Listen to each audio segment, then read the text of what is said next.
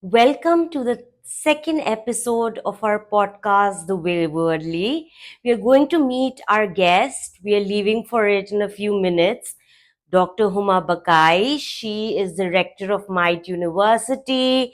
She has been previously affiliated with IBA Karachi University, is a political scientist. Most importantly for me, she's a professor because I've always been a teacher's pet. So there's a special kind of thing going on there. I'm feeling nervous also, but also really happy. So without delaying, without much further ado, let's go and meet her. Hello, Hi, girl. How are you? I'm good. How are you? Very good. You And look thank you for lovely. coming Thank you for joining us. anytime. And you look lovely. Thank you. Where do you get your clothes from? You really want to know? Yes, I do, but On air? the sponsors will, unless and They need until to we get sponsor us. sponsors. True so. So we need the clothes brands to sponsor us, otherwise we're not taking So, names. just a hint, I wear a lot of Pret ready-made stuff. It's not tailored No, stuff. it's not tailored. I never have the time nor the patience. Yeah, I get it. I also don't wear So I buy a lot of tailor. ready-made stuff, and it works out fine for me. Yeah, my mother is fond of tailored stuff though. I know. And it's so expensive now these days. I just don't have the time, neither the patience. Yeah, you're rector of Might University. Recently, I mentioned in the intro as well. Thank you. So it must be really hard. You're building a very Yes, big university. it's a lot of hard work, but it's a challenge. It's a passion, and I think Might is doing really well. It's taken off, so It has? it has taken off. It's a source of pride for me now. We have decent student strength. We have expanded the programs. We have very good faculty. 40% of my faculty is PhD. I have a very good team. We have fantastic campus life. So overall, I'm not too happy with what I've done. Yeah, going back to you being well dressed, do you think it's important for people in academia to be well dressed and presentable, more so as a woman? I differentiate academia. I mean, it's nice to be well dressed because I'm a great believer in power dressing. I'm a great believer in power walk. I'm a great believer in power talk. And Body I think language body matters. language matters. And I think all of that makes you who you are. And academia is not any different. But in fact, people don't realize that in academia, you are in front of 40, 50 people every single day who idealize you. To them, you're a mentor, you're a role model. True. So essentially, I think people in the academia should be more conscious of how they present themselves. True, because you're even a public figure then. Without any female objectification, we are not pointing towards that. Everyone should dress well. I should think so. Yes, it's Yeah, even not just men and women, across everyone. across everyone. Yeah. So, what drew you towards academia? Oh my Firstly? God, absolutely by default. It happened because I was trying to sort of, manage my responsibilities as a woman back then, which meant that I had to be a good mom, I had to be a good wife, I had to be a good homemaker. And while all of that was happening, I wanted to do something for myself. And then, because my firstborn had separation anxiety and I was going to this Montessori at that That's time right. every single day, I was offered a job, literally offered a job, a 2 hour job. You must be good at interacting with teachers. No, but they just thought this woman is sitting here every day. Make some use of her. But then there was no looking back. I taught at at the Montessori for a bit, and then I took up my studies again, and which led me to then become a part of the academia, quote unquote. So there's an opening at Karachi University. I got inducted as a lecturer in the International Relations Department, and then there was no looking back. Yeah. So, Except, yes, go ahead. so initially, was it difficult for you this transition from a Montessori teacher to a university professor, was it easy breezy or was it difficult? Oh, it was terrible. So in my interview, you know, in Karachi University, you have a selection board. It's a government. It was a government job, and I remember back then, Dr. Wahab was the vice chancellor, and he was interviewing me. There was a whole panel, but he said, "आप क्या करती हैं?" और मैंने कहा जी मैं Montessori में पढ़ाती हूँ. And he looked at me like, "Excuse me, and you have applied for a university teacher position?" And then, you know, I quickly said, and teaching is a passion with me. And then, of course, some subject questions were asked, which I was able to answer, and I got in. And but then I really had to build up myself. You know, getting a job is one thing, but keeping it and being good at it is just How another did you ballgame. do that? It was constant upskilling myself. And I say that even today. I think you need to upskill yourself every single day, every single day. I know a gazillion years ago, what seems like a gazillion years ago, I was a teacher, and it's also emotionally draining. Teaching can be a lot of fun. I mean, imagine Rewarding. it is rewarding. You know, just imagine you have 40 plus people, undivided attention. They have to listen to you. They even make notes. It's almost addictive. So, yes, Yeah. I find teaching addictive. I've enjoyed it. So, how is the younger lot different from the old one, the millennials and the Gen Z? Do you see a gap, a difference there? Absolutely. You know, we have these discussions all the time in my university and elsewhere also, that how to keep Gen Z engaged. Because back then, Attention when I span. started teaching, at least I wasn't competing with the mobile phone. The information overload happened now. So I am a digital immigrant and I'm teaching digital natives. And sometimes I need to learn their language. And I've realized over the years that I need to be more flexible. I need to be more engaging. I need to understand where they're coming from. If I don't do that, I will not have that meeting point with Connection them. also, I think yeah. that's a struggle for teachers everywhere, because this Gen Z, to keep them engaged and involved is one hell of a task. Let me share a MIT study for you. You know, so MIT University. Yeah. So they did a study on the brain activity of students who are in a class where a monologue is taking place. For example, the teacher is talking Yeah. and the students, the usual Not hush. interactive. Yeah, not interactive. I mean, that's how classes are. You see, the student. Lectures are. So yeah. lectures are, they're monologues. If you've, I mean, if you have slides, is that's about it, which I think is also death by PowerPoint, which shouldn't happen in the classrooms. Yeah, I agree. But I mean, essentially speaking, when they actually monitored the mental activity of these students sitting in these classes where monologues were happening, they found that the mental activity was even less than when they are asleep. So we have to reinvent the classroom at every level. We have to turn our classrooms into learning labs. We have to move away from monologues.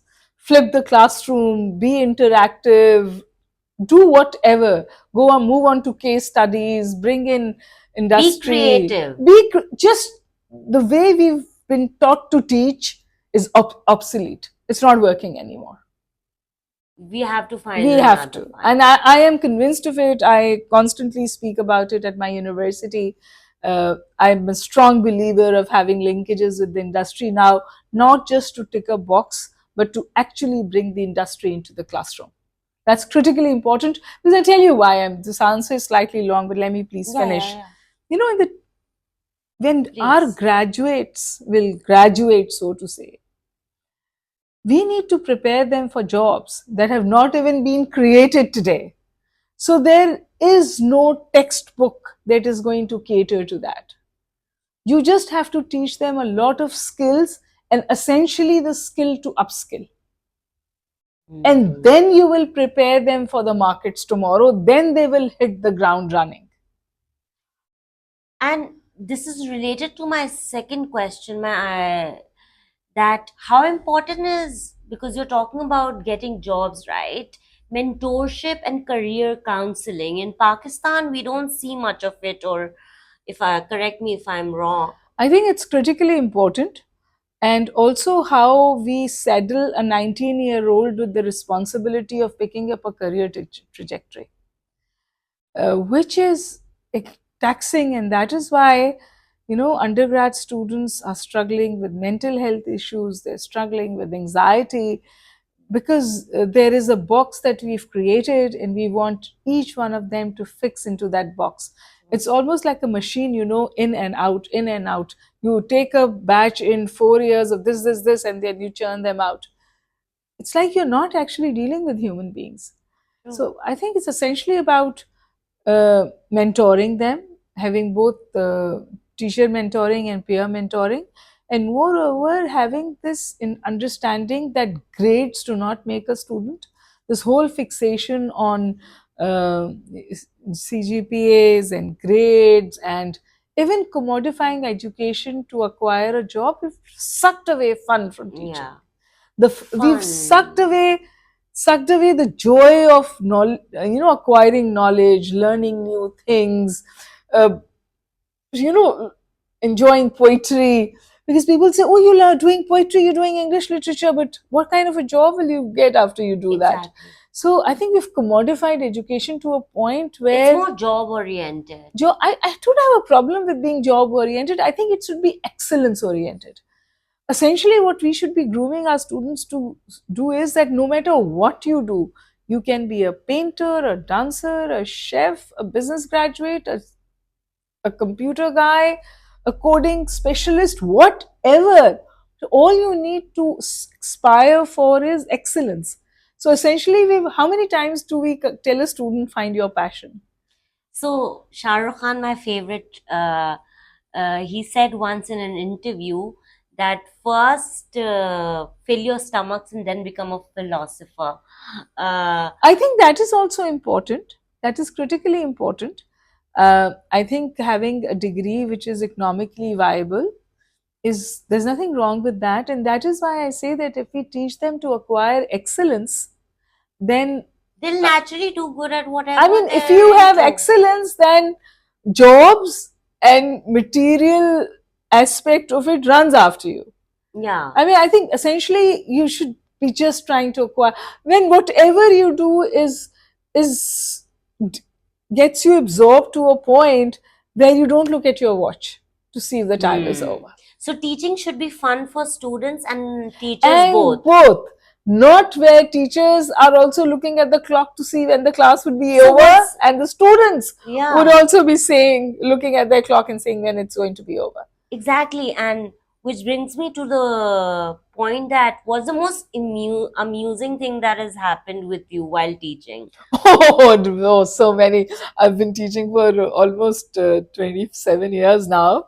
If you have to pick one. So this is something I really coach, I was teaching this class and there was this naughty boy who really rubbed me the wrong way, In university? At university, at IBA, I think I should actually say that. And then, I would come into the class and he would create some trouble and I'd either throw him out or ask him to sit in front. And, he just ticked me off.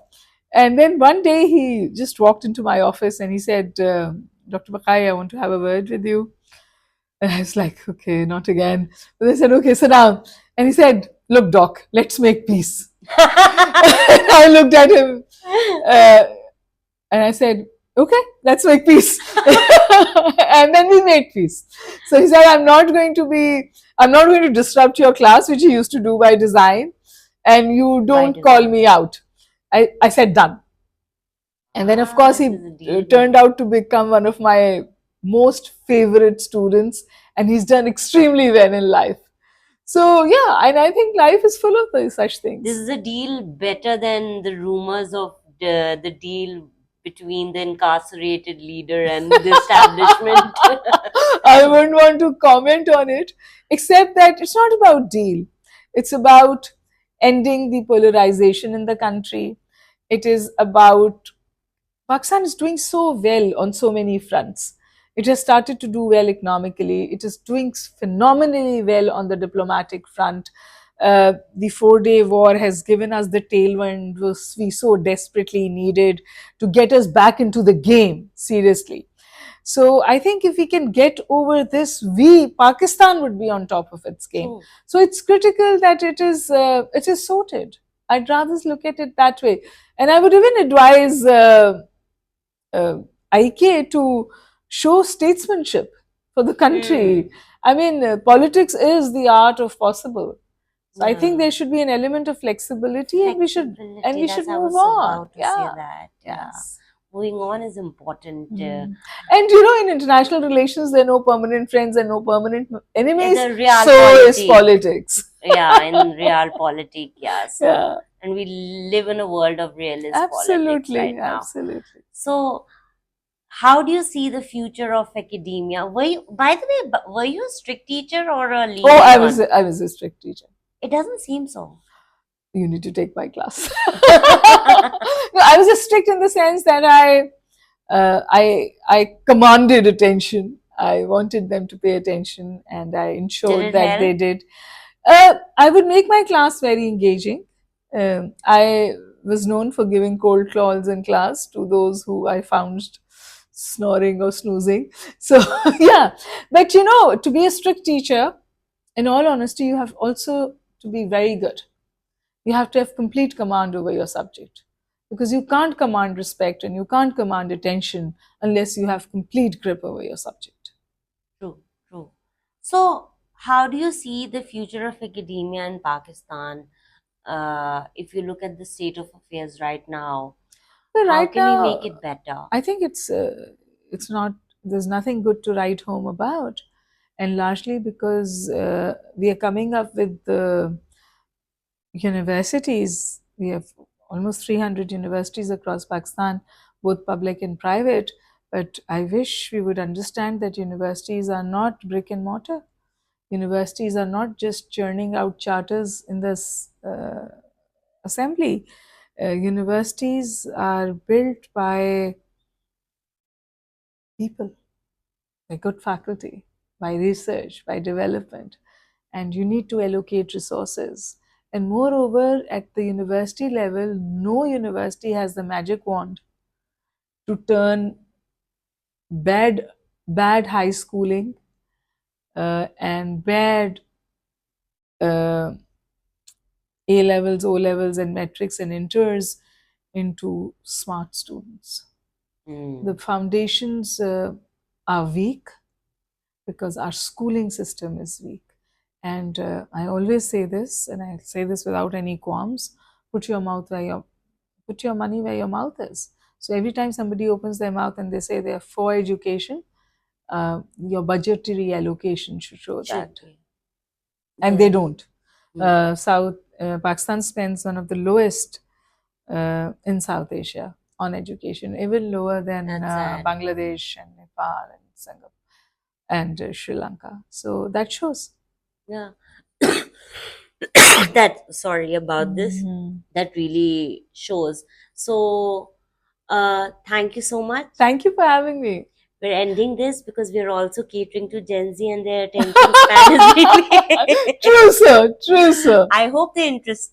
So thank you so much. Thank you so much. It was lovely talking to you, Gul. It was lovely for me, and it was a pleasure and honor to have you. And thank you for taking We must do this again. And we had some technical glitches before, and she helped me with it. No worries. No worries. Anytime. Thank you so much for that as well.